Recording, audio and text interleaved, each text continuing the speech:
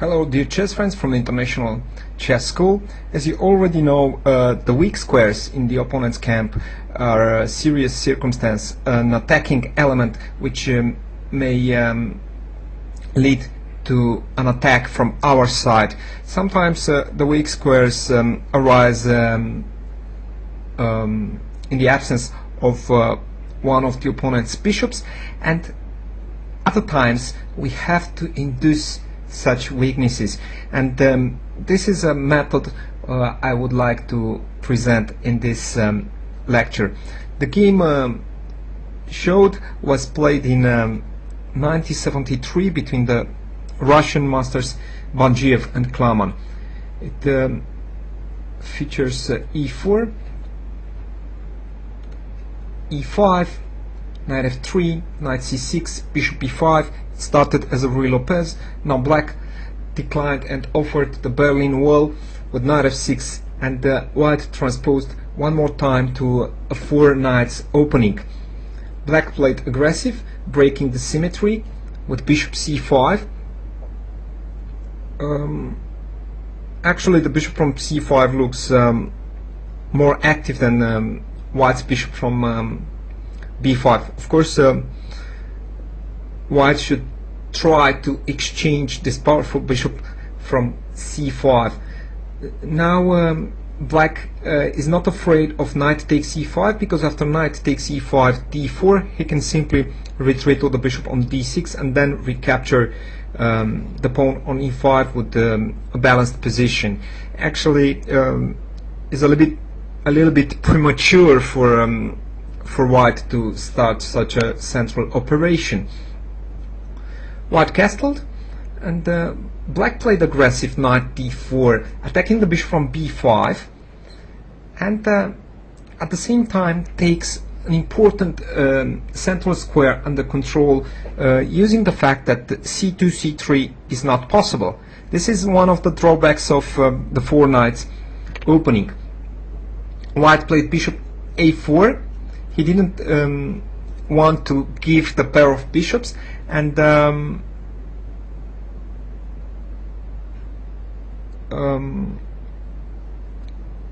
he didn't accept yet the pawn sacrifice from e5. Black played short castle, renewing the offer of a pawn, and white eventually decided to take that pawn. Otherwise, he cannot claim any advantage. If knight takes d4, then the bishop takes d4, knight d2, for example, and we have almost a symmetrical position. White took on e5, and now there's an important element in the position. The pawn from f2 is pinned. It can't move, and realizing this and putting on your to-do list that the pawn can't move, and let your subconscious work on how you can exploit the inability of this pawn to move, you may find a nice an interesting answer. Black played d6, and now of course white has to regroup his pieces with tempo. Knight d3 was recommended, but it's hard to believe that one will put the knight in front of the pawn, because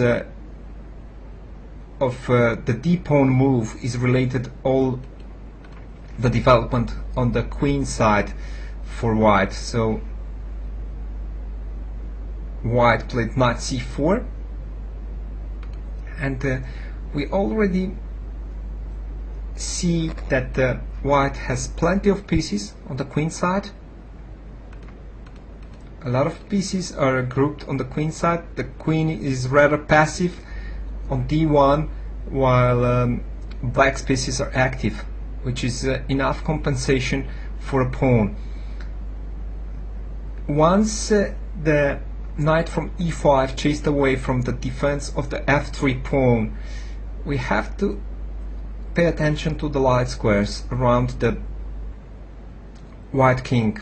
The king is missing any defender, only the pawns, and these are the vulnerable squares: g2, h3, f3, and we should look for a way to deflect or to eliminate the g2 pawn, and black played bishop g4 for this reason.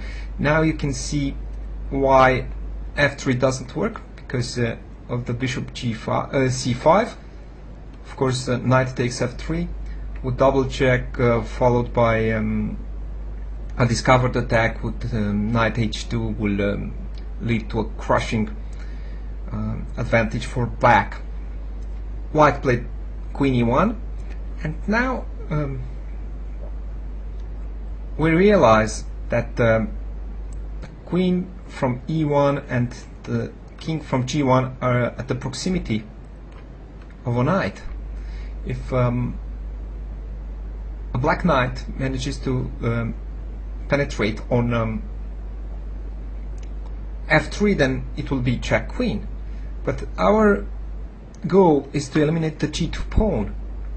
Actually, it's a good pawn which defends the light squares. And black played a very amazing move here. Probably he already saw the idea of landing with a knight on a light square, but he played first b5. A very deep move. Sometimes you have to look beyond the surface. Try to imagine active but non-usual moves. The point of this move is that after knight takes b5, also the knight from c3 was deflected, and the e2 square is no longer protected. Maybe this is how black's idea arose. First he wanted to deflect the knight from c3, and then he will start thinking how to use this. The pawn from e4 is also hanging, the e2 square is weak, and probably he realized that knight e2, king h1 doesn't offer anything, and please stop the video and try to imagine a way to continue the attack yourself. Of course, your attention should be directed on light squares, since the bishop from a4 is out of play, and you may discover the move knight f3, which is really the point of this game, creating a bridge in white's position. Actually, black is creating the weak squares. Is not circumstantial attack, it is a created one, and black focused on eliminating the last defender, which was the g2 pawn, and creating weak squares around the white king. What's interesting in this kind of attacks, such attacks induces mistakes for your opponent, and the opponent is confronted with threats. He starts to worry, and a mistake is very predictable. It is obvious that knight c4 wasn't the best move for white, but black was the one to provoke it, and now the knight not only is out of play, but also is hampering white's pieces from the queen side from going back, especially the out of play bishop from a4. Knight f3 check, queen, g takes f3 is compulsory, bishop takes f3, and now black's idea is very simple. He threatens to game with the queen in attack. He has 3 squares for that: g4, h3, or g5.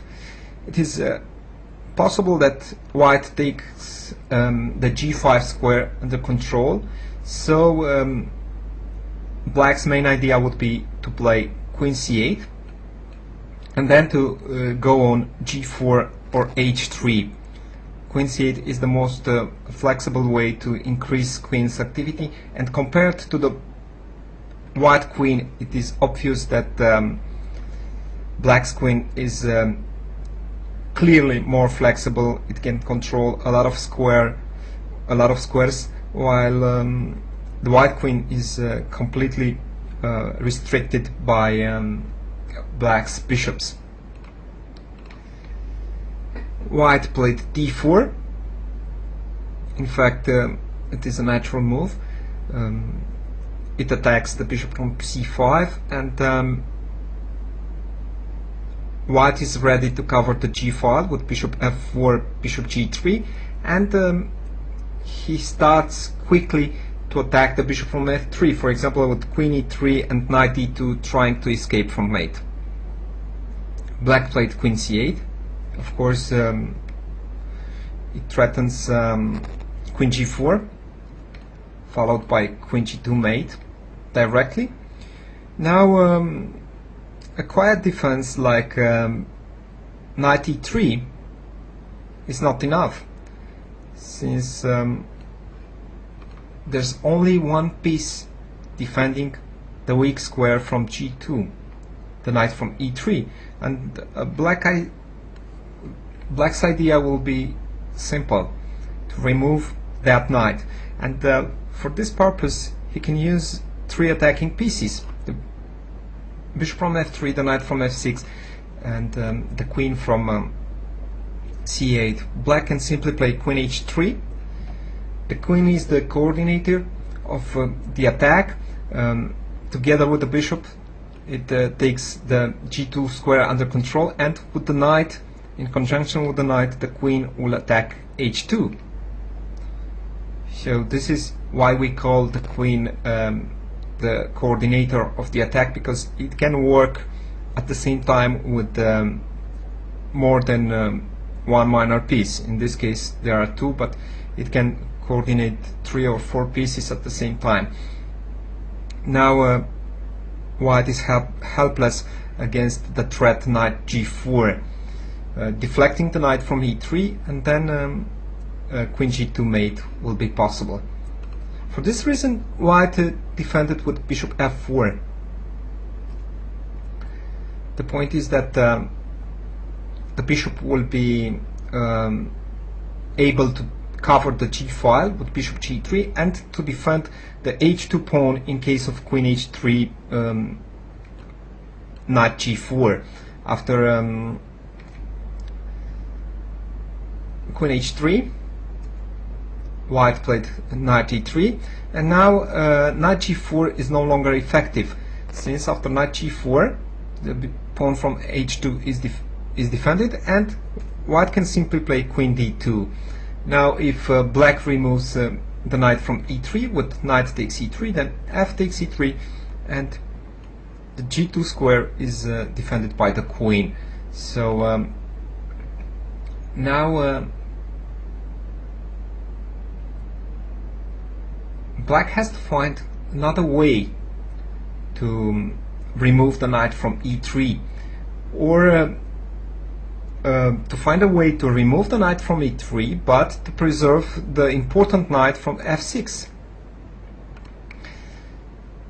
Black will need 3 attacking forces in order to fight against white's bishop from f4, so it has to eliminate the knight from e3 with another piece. For this reason he played rook f8. What is black doing in this position? It increases the speed of the attack by bringing fresh forces into the battle, and once the weak square is created, there's no time to wait. It is just a temporary advantage, and black has to develop the attack as quickly as possible. D takes c5, and now probably white waited the same kind of attack with the rook takes c4, and if black is threatening, because black is threatening rook takes e3, white can defend in the same manner. After rook takes e4, he can play queen d2, waiting for rook takes e3, but then rook takes f4 can follow, or white can play knight d4. Anyway, black's position is winning even after rook d4, knight d4 for example. Now rook takes e3 and knight takes f3, since the rook is untouchable, and if white plays queen d2, then rook takes f4. Anyway, black didn't do that. He found a beautiful reply to white's cramped attempt to defend against the mate. He played knight d5. Actually, if e takes d5, then rook takes e3. Sorry, will follow directly, and the threat is knight takes e3, followed by queen g2 mate. White's only move was queen d2. Now knight takes f4, knight e3, knight c3, defending against the usual threat knight e2. Remember the position when the attack started with the knight on d4, knight e2 was a threat then also, but black enhanced the power of this threat, but by removing the g2 pawn, and now is the other knight which threatens knight e2. The first knight route was knight c6, knight d4, knight f3, and now the other knight came by a different route to attack e2 square. Knight e3, and there's only one check needed for black to mate the white king. White king has no squares, and black continued with queen g4 check, knight takes g4, knight h3 mate. A beautiful example of how we should create weak squares and how to exploit them, and in order to create a local piece superiority. And actually black used the three elements of the attack: the local PC superiority, weak squares, and the speed of an attack.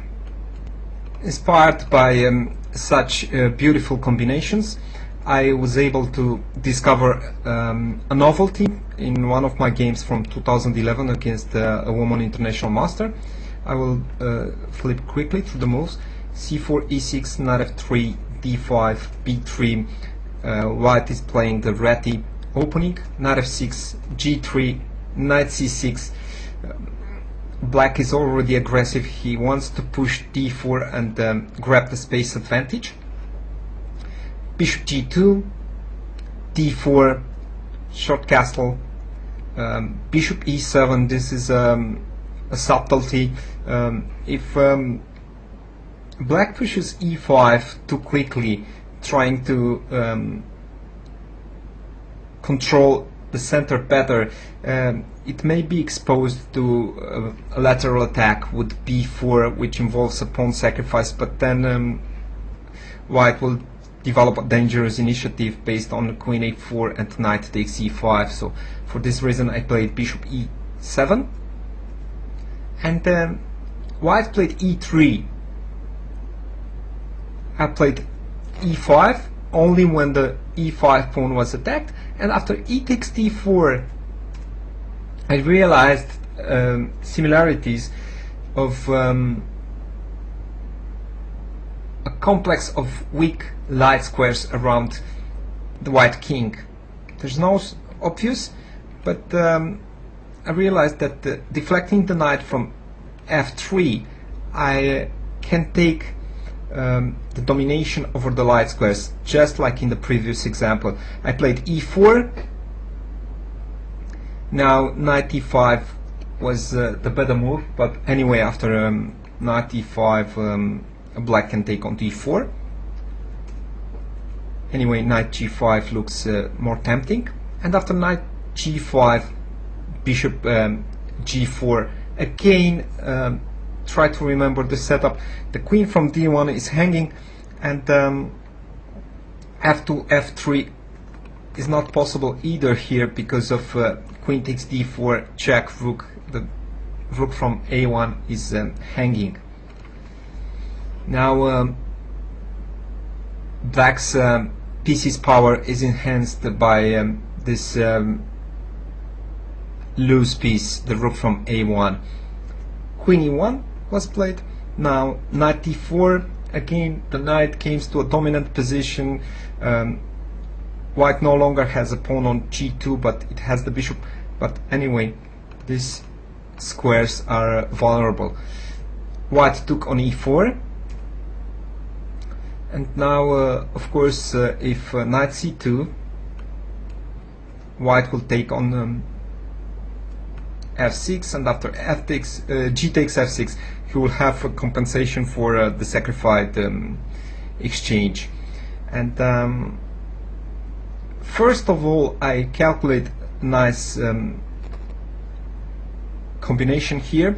I was wondering if after knight e2 check, king h1, knight e4, bishop takes e4, queen d4. If white plays carelessly, knight c3 here, I have a beautiful combination. Queen takes e4,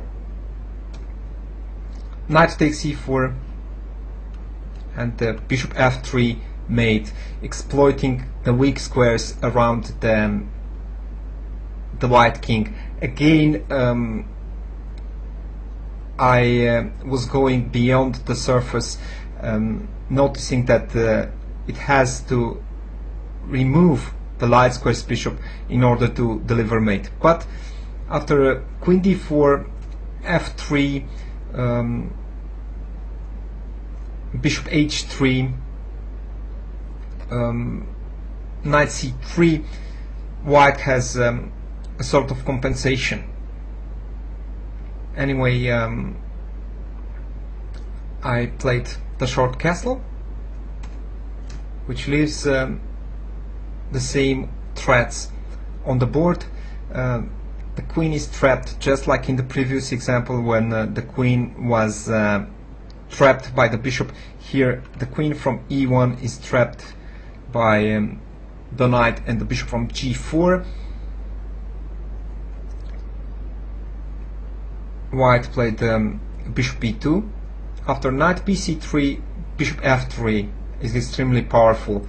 Again, black is trying to exchange first the light squares bishops to stress the vulnerability of the light squares, and then to gain the exchange. Bishop b2, bishop takes, king takes, and then knight c2, gaining an exchange. Remember that the mate isn't the only purpose of an attack. Sometimes you can force or tie the opponent's pieces in defense, and then to give a blow on the other side of the board. Try to be flexible and see which are the doors that are openings during the attack. Try to look all over the board, not to focus just on one side of the board. Here white played bishop b2, and after knight c2, queen c1, knight takes a1, bishop takes a1. Black has winning position, and the rest of the game doesn't present interest for our weak squares attack. But please remember this trick: e4, deflecting the knight from f3, then take control over the light squares, and especially use the f3 square for the attack. Till our next meeting, best